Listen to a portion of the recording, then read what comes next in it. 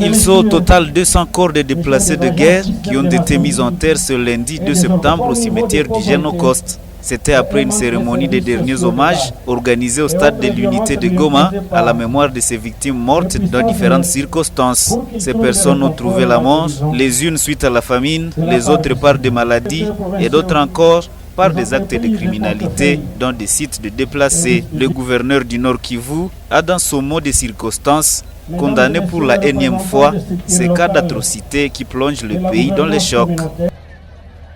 Pas plus tard que le 15 mai 2024, nous avions procédé aux funérailles des échantillons de victimes des bombardements délibérés des sites déplacés internes de la 8e CEPAC par l'armée rwandaise et ses supplétifs.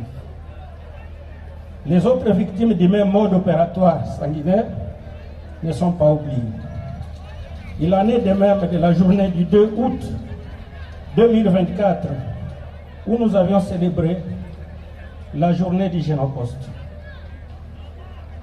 Aujourd'hui, ces autres échantillons de 200 corps sans vie de nos chers pères, mères, enfants, tantes, oncles, sœurs et frères, cousines et cousins, épouses et époux, grand-mère et grand-père, ici devant nous, pour qui nous organisons ce funérailles. Sous une émotion, le gouverneur militaire du Nord Kivu rappelle aux ennemis de la paix que ces crimes commis pour verser le sang de ces innocents ne resteront pas impunis.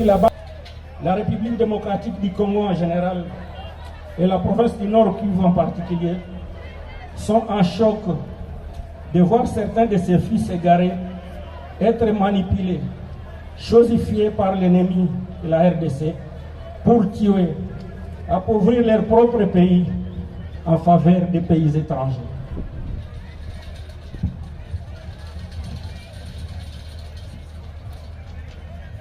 Je sais que vous suivez cette triste cérémonie de près ou de loin, mais sachez que les sangs innocents de ces victimes, les souffrances de ces veufs orphelins blessés de guerre, violés, déplacés, crient vengeance.